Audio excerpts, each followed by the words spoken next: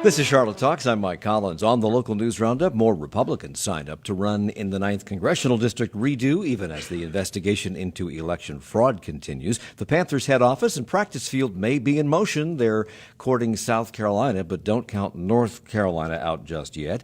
The nationwide college admissions scandal involving celebrities, coaches, and others hits Wake Forest University.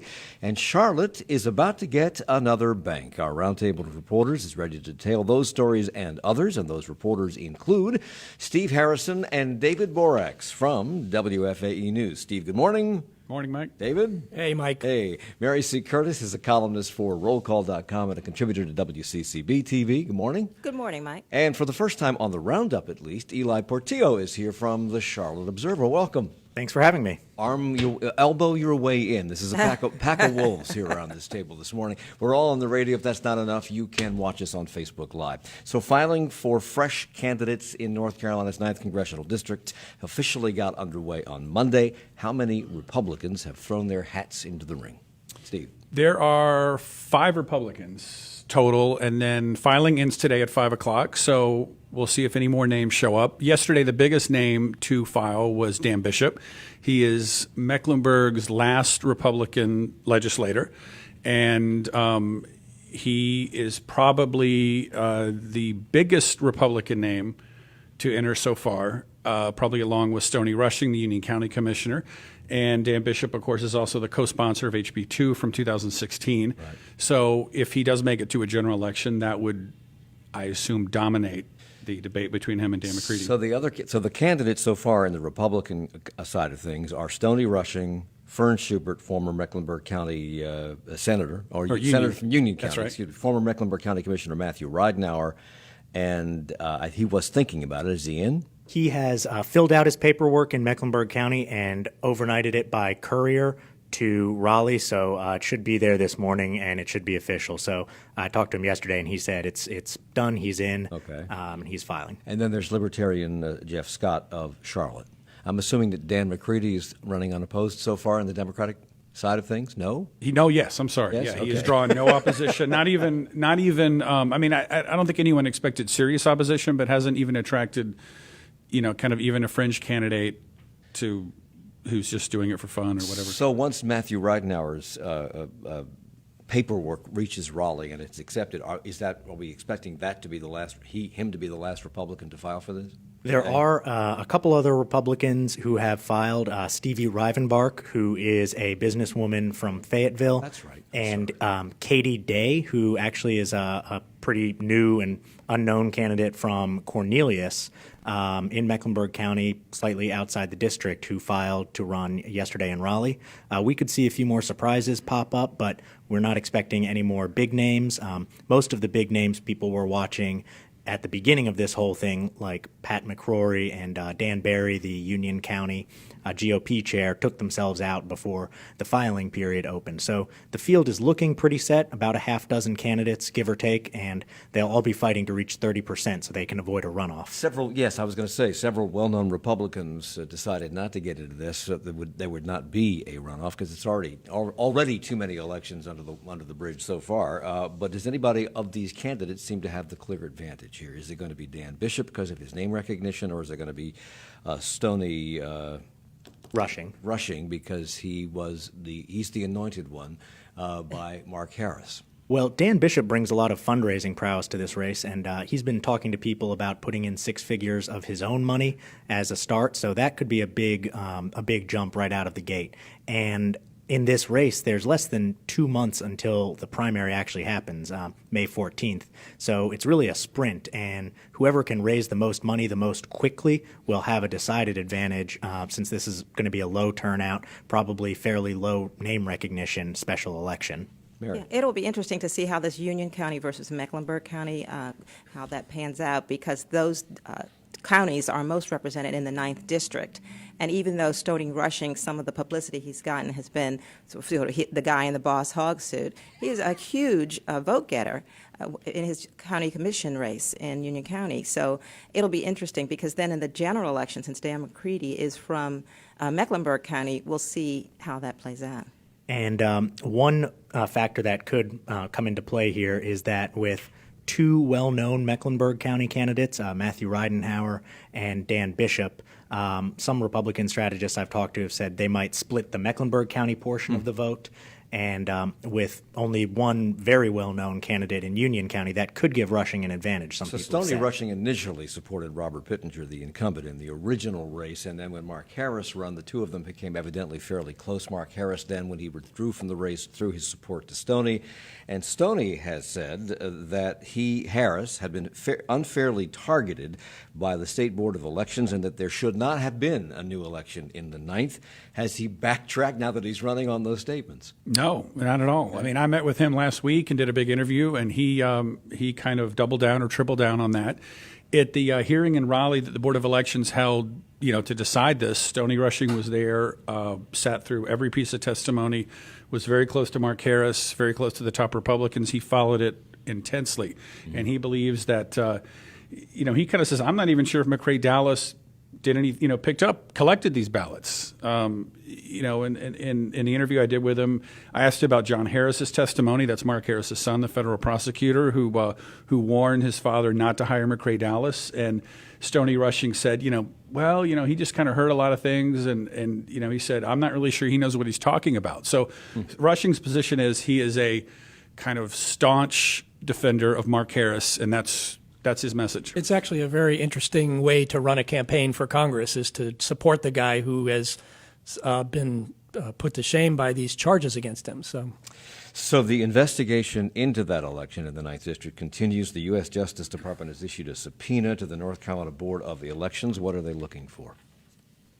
Oh, they're seeking all of the investigative files and everything that the Board of Elections has gathered so far. They've also issued subpoenas to the Mark Harris campaign, seeking materials from them related to how they ran their campaign, communications, things like that.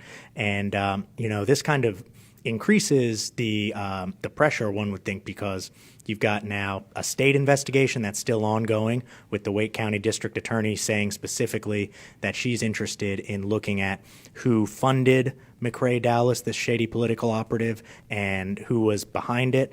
And now you've got federal investigators who obviously bring a whole different caliber to this investigation. So that increases the amount of scrutiny here.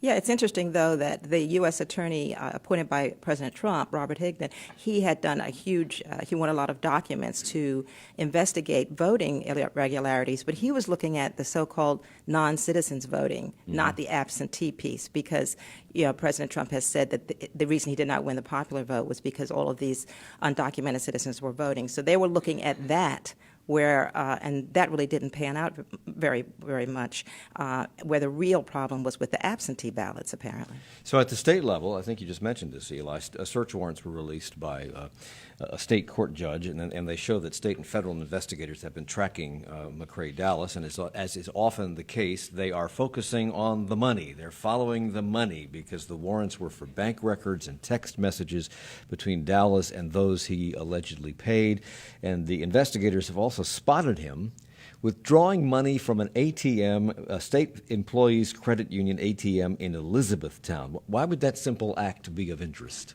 Well, it's interesting.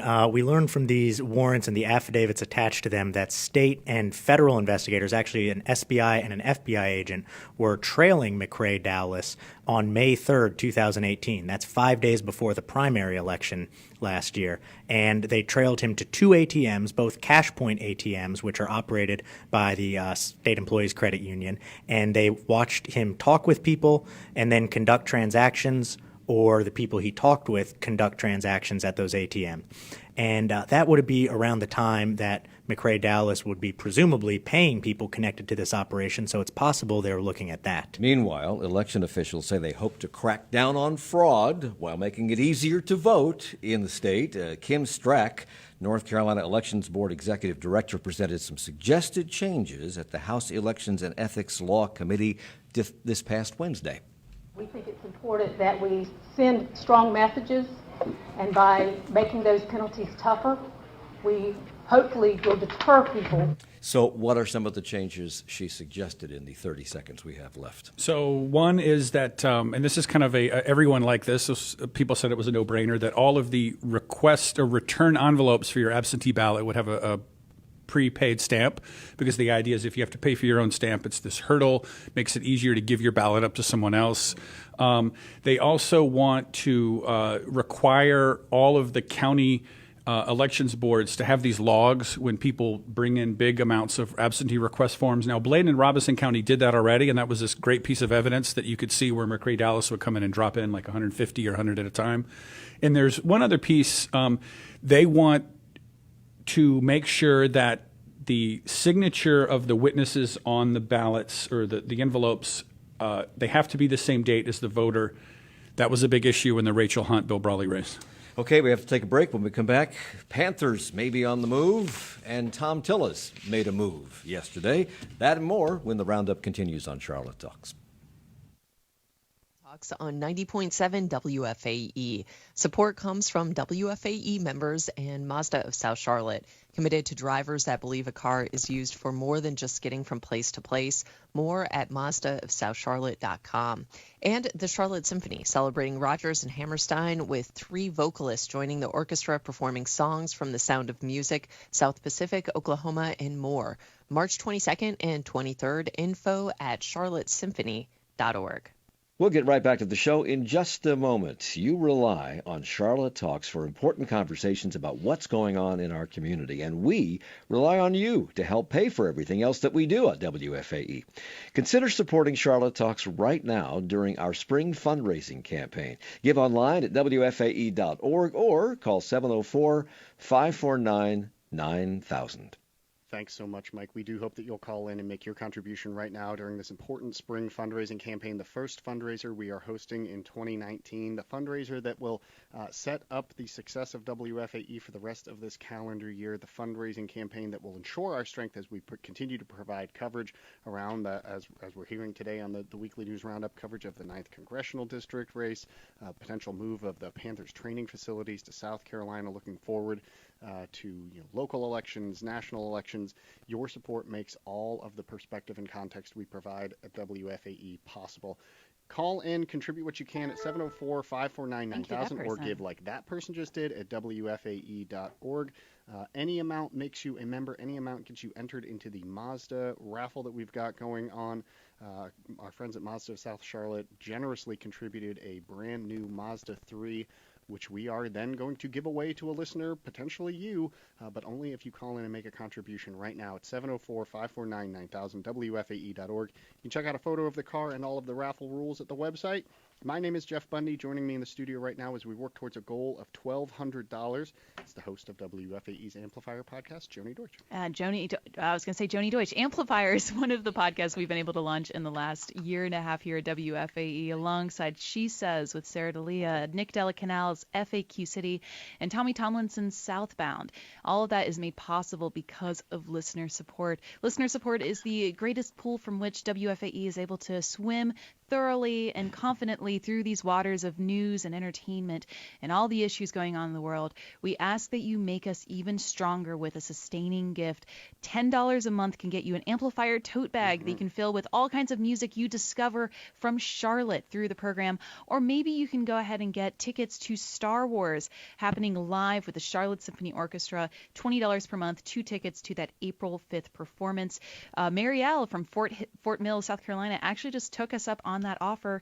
Can you be the next person to join her in supporting WFAE? 704-549-9000, WFAE.org. With Mariel's contribution, we're now just $960 away from our goal of $1,200 for this hour of the Charlotte Talks Weekly News Roundup. Joni mentioned the Amplifier tote bags. We actually designed those tote bags. She said you could fill them up with music.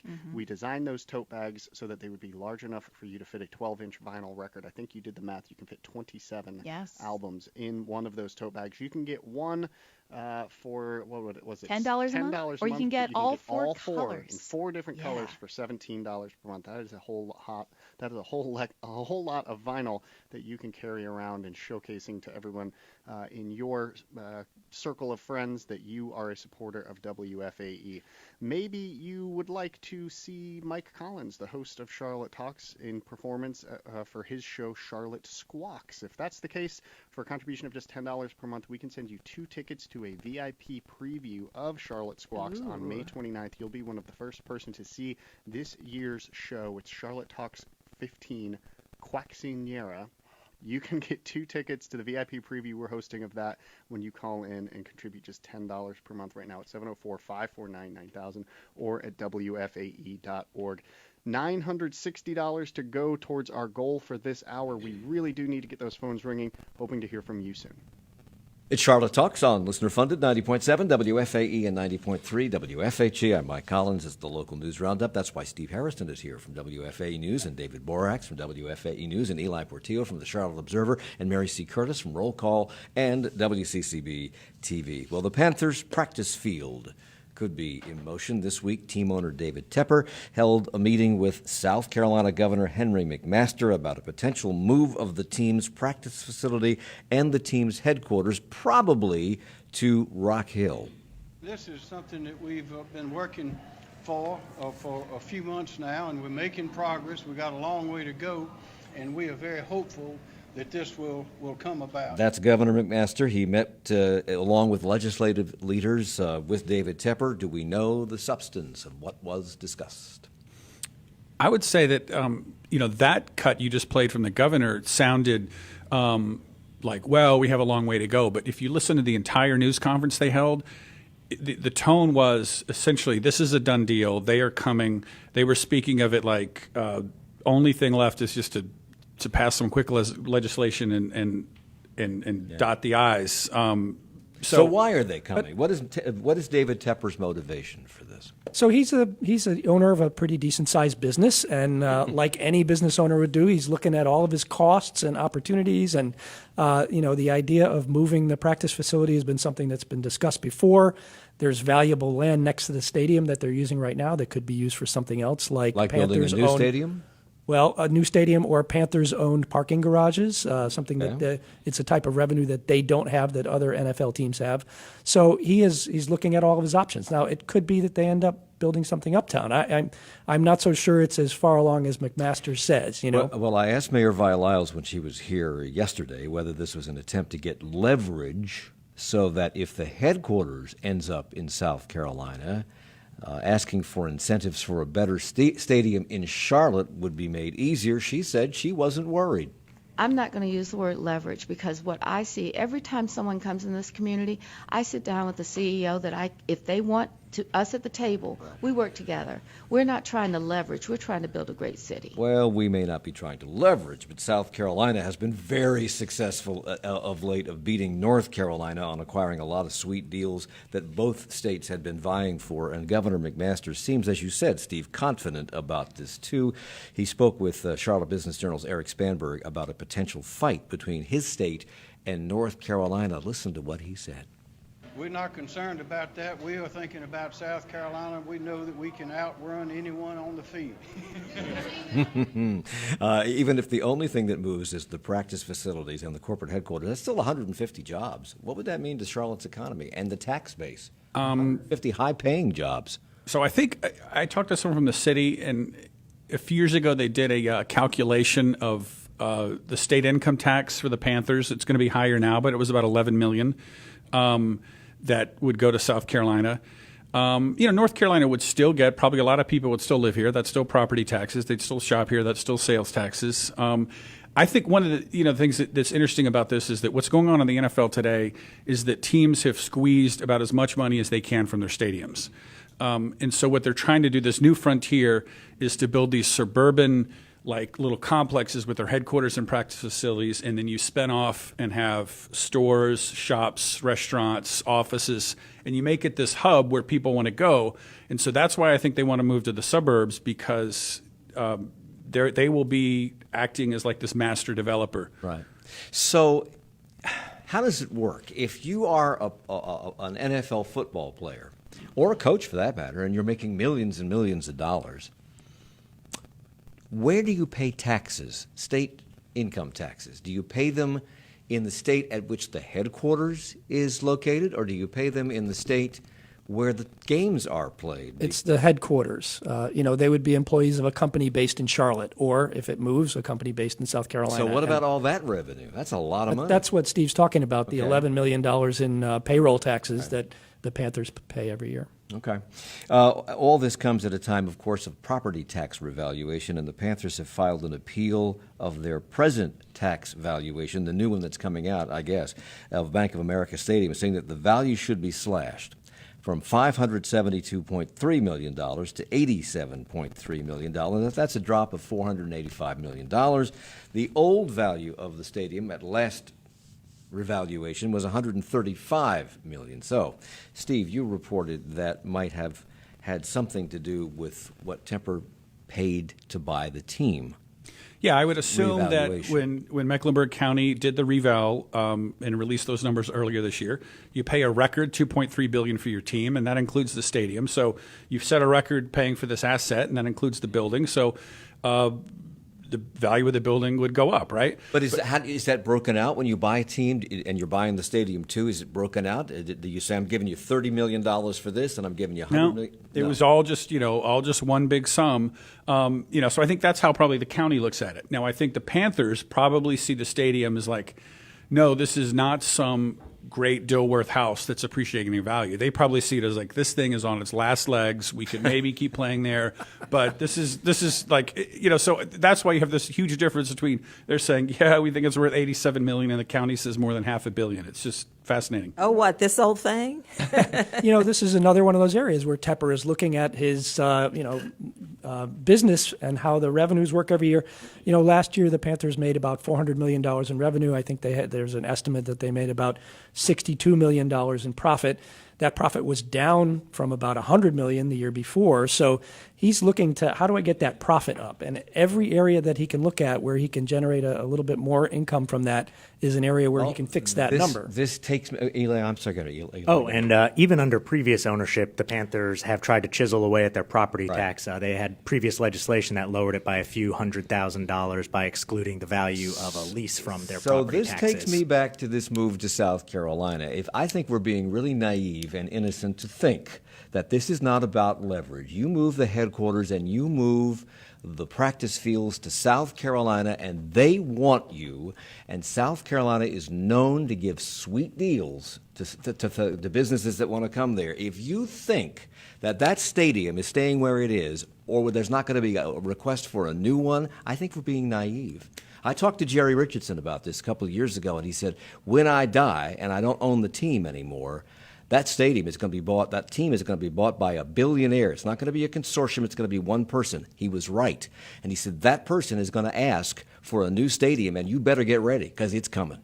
I think pretty clearly, if you look at what other teams in the NFL have done, new stadiums now are not even in the same, the same league as the Panther Stadium. Just look at Atlanta. That stadium looks like a spacecraft landed there. It's incredible. With the retractable roof and the silver panels and the size of it. The Panther Stadium is only 23 years old, but it is dated, and I think they will look for a new stadium, and they'll probably look for more leverage for it. The mayor was kind of coy about this. She was very relaxed about it. We're not leveraging. We're not worried. We're an expansive city. We're welcoming. Blah blah blah. Do you think that that's just a cover for what's going on behind the scenes? Like everybody's in their little gerbil wheels trying to keep this thing in motion? Well, if you want leverage, it doesn't help in negotiations if you say you're panicking at the outset. So, and all of these teams want to host Super Bowls and things like that, and they want the kind of stadium that can attract that. And when she was on the show yesterday, Mike, she mentioned, you guys were talking about the stadium, and she said she kind of talked about the stadium along with I think she said like these two infrastructure projects, the stadium and Gateway Station. That's this new train hub they want to build nearby. Right. And so I think the city's a little worried. They really want to have this Gateway Station train hub move forward, but they're so close to each other that I think the city's kind of trying to figure out, like, if we do a new stadium, would this be on the site of the old stadium? Would it be nearby? And I think they're kind of worried about fitting the little puzzle pieces together. By the way, they only own the stadium. They don't own the land. The team pays $1 a year to the city of Charlotte. Can I get that deal for my house? Sure, if the city of Charlotte will give it to you. Okay. The United States Senate yesterday voted 59 to 41 to block President Trump's emergency declaration to get funding for his border wall. 12 Republicans joined Democrats on that move, including Mitt Romney of Utah, Susan Collins of Maine, I think that's right, Lisa Murkowski of Alaska, but not North Carolina's Tom Tillis, who had previously said he would not back the president. He wrote an editorial about it in the Washington Post. Why the change of heart? Yes, he did. He was one of the first out of the gate to say that he was against the declaration of emergency powers by the president and as an expansion of executive powers. And it's interesting because his editorial went in it very, very closely. And he said, I support the president on enhanced border security, but it's the principle of the thing. He said it would be hypocritical because if it were a Democratic president, we actually did talk about, we called Obama an imperial president, and so any future Democratic president would be able to also use these powers. So it was a matter of standing on principle, and he was one of the first out of the gate. Yet, Have the principles changed? Well, when he got up to vote, he said, you know what, I'm going to change my mind on this. He said that he had talked with Vice President Pence and others, and he said that he agreed with the enhanced border security, and they were going to take up this national emergency powers at a later date. Realistically, when he said this, and when he initially said he would not back the president, there was a lot of rumblings that he would get primaried he's coming up for re-election, that he would get primaried from the right. Well, he and several other people in the Senate before the vote said that it goes against the Constitution. Yes. And they're worried if we give this power to a conservative president that we like, what's going to happen when a liberal, left-wing, radical liberal president gets in and wants to do the same thing? About gun control or climate change. And Yes. I heard that Tom Tillis has said something along the lines of the president promised him that he would do something through executive order to make sure a liberal president couldn't do what he's about to do because Tom Tillis said he could do it. Yes, to carve out an exception for this. And also it was a promise by the president to do something at a later date. So Not the height of hypocrisy. Yeah, well, he had said, I'm quoting Tom Tillis, he said it would be hypocritical to feel this way. Yes. But he's coming up for re-election. He's afraid of being primaried on the right. But he's walking a tightrope because North Carolina still is kind of a purple state. So he's, this might hurt him in a general election. But didn't he know that before he wrote the editorial in the Washington Post laying out why he was not going to support the president? Now he is? Well, you should ask Mr. Tillis Jeez, this. stuff's in print. It doesn't go away. Let's get him on the line here. But he's been really going out of his way, coming up for re-election, to say that he is a moderate. Every day I get releases from his office talking about bipartisan legislation that he's a part of. So he's looking at that, but he feels like, I'm sure he has to get past the primary first. Eli. Right. And in 2014, his last race, he faced pretty strong opposition in the primary. He won with about 45%, so a plurality, not a majority. He faced a conservative, Greg Brannon, and also Mark Harris, who was running that year. And people here have been saying, he could face another strong primary challenge from the right, and that would risk him coming out to the general more battered and having had to tack right anyway. I'll just say there are 22 Republican senators up for re-election in 2020. I think on this vote yesterday, 21 voted with the president.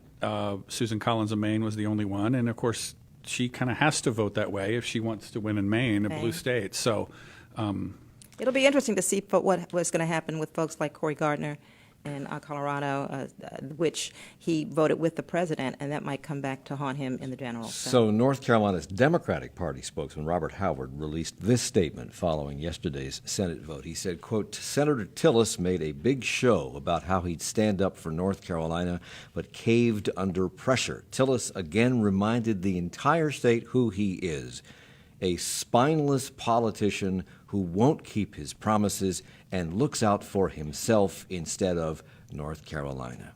Is that too strong? tell us how you feel, right? Yeah. What do you really think? It's interesting. Senator Richard Burr has been, he voted with the president, but he did not come out beforehand. He's been laying low, right? Okay. That's right. And we should remember, Burr also voted with the president on this, and that resolution, though, passed. And so it goes to the president and He says he'll veto. He says he's going to veto it, and he's excited about that. This was an interesting week in that there was a national news story that had nothing to do with the president that has a lot of people's ears perked up, and that is the college admissions scandal. And it even hit home in North Carolina at Wake Forest. When we come back, we'll talk about that. We'll talk about some other interesting news in North Carolina about transgender rights. The state is being sued. And we have a new bank on the way. We'll talk about that as well. It's the Charlotte Talks Local News Roundup on WFAE. It's Charlotte Talks on 90.7 WFAE. Support comes from WFAE members and doctors making house calls. 105 primary care and specialty clinicians helping complex patients avoid unnecessary ER visits and hospitalizations. Clinical positions available throughout the Carolinas. Info at doctorsmakinghousecalls.com. And Max Music presenting singer-songwriter Sean Colvin and guest Jamie Drake. April 14th at the McGlowan Theater. Tickets now available at Carolina Tix or BlumenthalArts.org. We'll continue the conversation on Charlotte Talks in just a couple of minutes. First, we need your help so that we can continue to bring discussions on important topics. This is WFAE's Spring Fundraising Campaign, and I'd like to ask you right now to make a financial contribution to keep Charlotte Talks strong for another year. Call 704-549-9000 or give online at WFAE.org. And thank you. And thank you, Mike. 704-549-9000 again is that phone number. WFAE.org is the website. And right now we are hoping that just three people will call in and contribute $27 per month so that they can receive the Public Radio Nerd crew neck sweatshirt that I, Jeff Bundy, and Joni Deutsch, the host of WFAE's Amplifier podcast, are both wearing. We're not going to give you the sweatshirts off of our backs, but we will send you these great navy blue Public Radio Nerd sweatshirts. They're very comfy. You will love it for a contribution of just $27 per month. If you can contribute at that level and two other people do the same thing, we will meet our goal for this hour of Charlotte Talks, the weekly news roundup. $900 separates us from success. If three people call in and contribute at $27 per month, we will reach that goal. Can you be one of those three? Can you be the first for their phone call to ring out now? It's 704-549-9000 or at WFAE.org. Jeff, actually, I would be willing to give my sweatshirt off my back for these listeners. I mean, I think we give a lot of ourselves to public radio. It's not just that you're listening to it. It's that the people behind the scenes, the editors, the reporters, the hosts around the world are making sure that you stay informed. They give their time and their energy.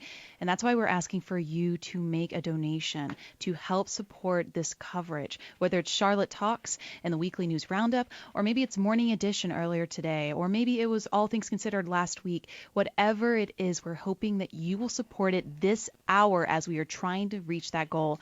$900 left. Can you make a donation of $10 a month or $10 a day to get a Charlotte Talks custom pin pack, which includes Mike Collins' face on a little enamel pin. It's adorable. The enamel pin, not Mike Collins' face. It's adorable too. It's mine too. It's fine too. All I'm saying is that you choose the amount you want to give and what you're able to receive from it. WFAE.org is where you can do that right now. $27 per month would get you that Public Radio Nerd sweatshirt. If that's a little too much for your budget, yes, we do have many other thank you gifts. We've got the Charlotte Talks pins that Joni mentioned. $8.50 per month could get you the Charlotte Talks mug. Whatever works for your budget works for us. We heard that one phone call just a moment ago. Hoping to hear another now from 704-549-9000 or WFAE.org. Samantha in Huntersville made a contribution a few moments ago. Thank you so much, Samantha. We heard earlier from Richard in Charlotte, Mariel in Fort Mill, South Carolina. They've done their part to strengthen WFAE to ensure that we have the resources necessary throughout 2019 to continue our coverage of, so many big stories right now. The Mueller investigation, is anticipated to be released soon. We're covering the 9th Congressional District and the controversy down there. Will the Panthers be moving to their practice facility to South Carolina? The tragic news of the shooting in New Zealand, the Trump administration budget, so many things that we're paying attention to right now, in our local newsroom with our national content partners, our international content partners, all funded through moments like this. Joy in Charlotte just made a contribution, taking our remaining balance down to $720. Can you join Joy and join us now. 704-549-9000. And again, an entry into the Mazda. Every donation will get you one entry into the Mazda raffle we have going on for a brand new car. It doesn't matter how much you donate, but we ask that you donate as much as you're able. Be as generous as possible. Put the dollar amount to how much you listen and enjoy WFAE and Charlotte Talks, and make a call right now. A goal this hour, $900 left to go. Can you do it? WFAE.org.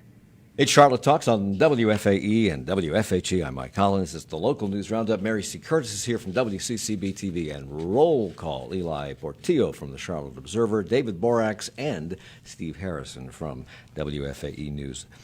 Federal officials this week charged dozens of high-profile individuals, including TV stars and college officials, in a multi-million-dollar scheme to cheat college admissions standards. 33 parents, evidently, paid what has been described as enormous sums to try to ensure that their children got into universities like Stanford and Georgetown and Yale. And among the organizations caught up in this, Wake Forest and their head volleyball coach, Bill Ferguson, who was placed on administrative leave. What was his alleged role in this? So the people at the colleges, including some of these sports coaches, were accused of taking bribes to create fake athletic profiles of the children of these rich Hollywood stars and others in order to get them a leg up on admissions. And bribery is illegal.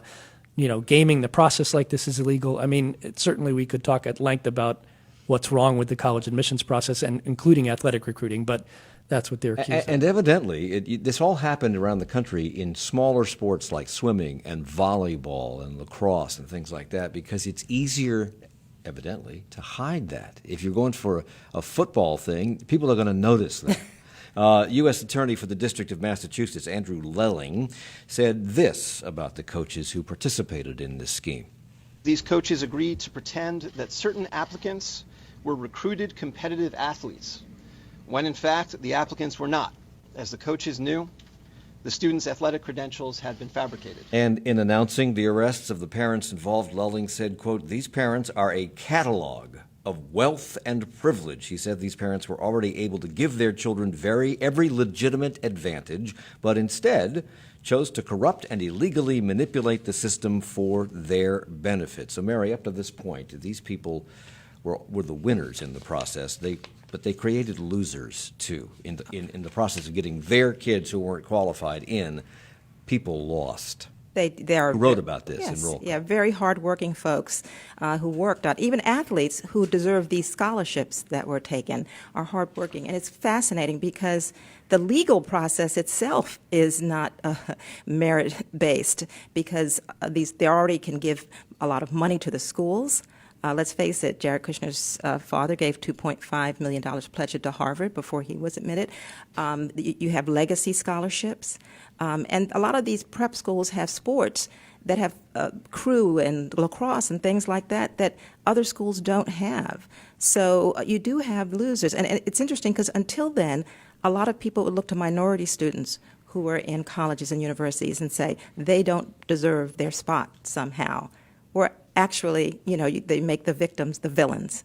I saw some clips yesterday of students at various universities reacting to what UCLA and Georgetown, and almost to a person, they were angry.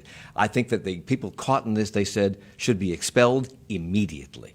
Oh, yeah. Well, a lot of them why have aren't been. they? Well, a lot of them maybe have they left. will be. A lot of them have left the schools. I mean, and it doesn't help when a celebrity child is blogging that they're not interested in going to the school and they're off on a trip to Fiji.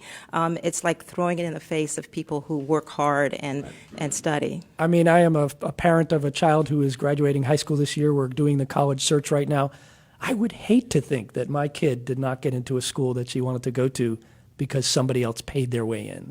And also my son, who's African American, has a PhD from Yale. He worked for it, and still there are people who say, I know how you got in there. It's because you're black. And that is just maddening when you know they worked really hard. Closer to home, CMPD went into areas of the city this week in which immigrants tend to be, and they did that to remind people that CMPD does not enforce immigration laws. This is in the aftermath of those increased numbers of raids and stops by ICE officials after we eliminated 287G in the jail program. We didn't do it, the sheriff did it. Since undocumented immigrants are reluctant to have any encounters with police, how successful was CMPD in handing out the leaflet saying, we don't target you? Well, it's going to be a tough sell because CMPD and ICE, they have similar uniforms, and they are the authorities. Right. And sometimes they wear, ICE wears police on the back of the vest, yes. But obviously, police departments want to make sure that people will report crimes, and it's going to hurt them being able to do their jobs if people stop doing that. Eli. And this is an issue that's been coming up a lot in city politics in the last few months, and it's going to continue. I believe that activists and immigrants are planning to come to the forum again at the end of the month and raise their concerns and publicly air their grievances with city council again at their meeting at the end of March. And, it's interesting because there's only so much that the city can do with this federal issue, but the immigrant community, I believe, is going to keep vocally pushing them to do as much as they can and maximize that. And we're getting into, close to city election season, so it's the time when public pressure can really be most effective. Steve. And it was last month when the big ICE raids happened in Charlotte and across the state, and I think there was a big issue at City Council because that same night CMPD had a traffic checkpoint on Central Avenue, kind of in the heart of the immigrant community. So there was a lot of Braxton Winston and some others were felt like that CMPD, once they heard about the raid, should have called off the checkpoint because of this idea of people being confused. Right. That upset a lot of other council members. I think it concerned a lot of people at CMPD. So yeah, Eli's right. Like there's a situation where people feel like they want to do something on council, but they don't have a lot of options. North Carolina, the city of Charlotte has started something new, and I think you reported on this, Eli. I could be wrong, but it's a new records request tracker. It's on the Open Data Portal. What does it do? How helpful is it? Why are we doing this now? Well, I didn't report about that, but I did read about it and talk with the city about it because it's a big part of how I and the other reporters here do our jobs. Basically, before if you wanted public records, email or call someone at the city and basically say, I want these public records. And it kind of sometimes would fall into a black hole. I've had the experience of waiting close to a year for records to come back from the city. And what the city has said is we've been deluged with more requests. They've tripled in the last 3 years. Now we have a new system where we're going to keep track of it, and everyone will be able to see everyone's record request. So that's been an interesting thing from the perspective of a reporter because you can go online there and I can see what Steve's requested. I can see what Mary and David have requested. And I've requested nothing. So well, we'll see. And it is interesting. It takes away a little bit of the competitive edge that we've had. A little but bit. I think we need to let that go because we'll also be able to see what citizens are requesting as well. Yes, so and it shows you what commercial interests are requesting, which is part of the system that we don't usually see in the media too much. But you get people who are requesting contracts so that they can see what their competitors are getting paid, that kind of thing. And so this is about transparency. And you mentioned that in the past, when this was analog, it would sometimes take a year for you to get the information you requested. Have you had a chance to get on this thing and see how quickly you get information back? Is it instantaneous? No, it's not. Someone still has to go actually get the records and gather them. Why don't they digitize it? Well, it is digitized in a lot of cases, but someone's still got to search a server, search their emails. Google.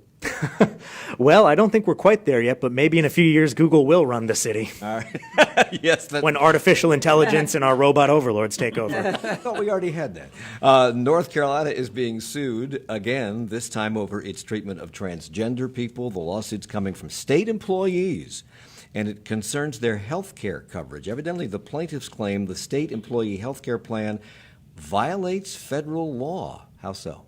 Well, the complaint here is that the state, in 2017, the health plan was covering things like treatments that were prescribed by doctors for gender dysphoria, which is the medical term for people who are living transgender. And they are complaining that this has been taken away. The new treasurer came in, Dale Falwell, and he removed that from the state health plan. And they are saying that this violates law now. This violates their civil rights. And it's reminiscent of the whole fight we had over HB2. This issue is coming up again in a public realm, and it's going to be an interesting fight.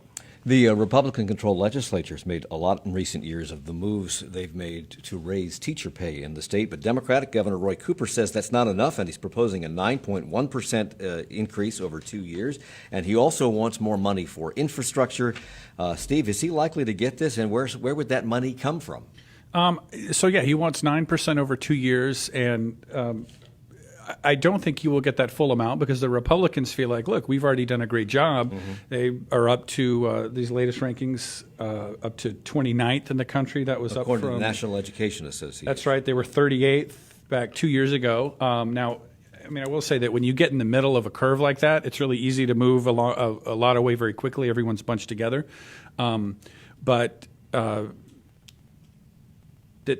That's unquestionably, I think, good news. Whether it's enough, right? That's what they're going to fight about. And also, they're also saying that the numbers don't say everything. That veteran teachers were left out of that, and also folks with advanced degrees. So he wants to remedy some of that. What about infrastructure? He talked about that, right? Yeah, he did. Yeah, wants to do the school bond. I think CMS feels like they would not, under the formula they're using, they would not get nearly as much as they deserve. I think $61 million, whereas some rural districts would get a lot more. J.P. Morgan Chase made a surprising announcement this week. They're coming to Charlotte, among other places, and not only are they coming to they're already here as a business bank, but they're opening retail locations. They're going to open branches. In a day when everybody banks on their phone now, it seems, why are they opening branches? Well, it's interesting. J.P. Morgan Chase is the largest bank by deposits, but they only have a private banking operation here and business banking. They're expanding not just in Charlotte, but to other markets like Raleigh and Nashville with retail branches. And in making this announcement, they said that a lot of their customers still visit branches regularly. And that's not just necessarily for banking. That's also for transactions like loans, mortgages, different lines of credit, small business lines of credit, people who aren't in the large bank, the highest tiers. So they still see a lot of utility in this. Yeah. And right now, Bank of America and Wells Fargo have the vast majority of deposits in this region. And J.P. Morgan Chase said, this is a growing city. We see an opportunity to come in and get some of that market share, and we're going to do it. How have the other banks reacted to this? How might this benefit retail customers? What changes might we see as a result of their arrival? Well, retail customers will presumably have more options. The bank, J.P. Morgan Chase, said that all of their employees they hire for those retail branches will start at least $15 an hour. So they're touting that. And presumably the people who could be challenged most by this are smaller credit unions, smaller financial institutions who are going to face another giant in the room. For several years now, North Carolina has had a burgeoning craft beer industry. It's Friday. We have to talk about beer. And they've been doing battle with the state's wholesale distributors. The Battle of the Brewers was actually born here as a result of Old Mecklenburg Brewery and Noda Brewery, and they just won a victory. What happened? So they've reached a compromise now with a new bill in the state legislature that's expected to pass, and that has will raise the cap on self-distribution from 25,000 barrels where it's been to 50,000 barrels, and that'll allow these small breweries to really expand, double their production, expand into new markets. I believe Noda and they've talked about going to Wilmington, areas they can't go right now because they're maxed out. Yeah, but the big distributors had kind of had this lockdown for years, and so if you got to a certain amount of production, you could no longer distribute your own beer, and they wanted to keep distribution because they want to keep the beer fresh, and they also want to keep their profits increased. You lose more than that. Yeah. You lose marketing control and branding control and pricing control to a distributor. So what are the chances of passage in 5 seconds or less? Great. Everybody likes beer. Okay. I don't drink beer. I'm sorry. Okay. Well, you're out of luck. Eli Portillo from the Charlotte Observer, Mary C. Curtis from Roll Call, David Borax and Steve Harrison from WFAE News. Thank you all for the hour.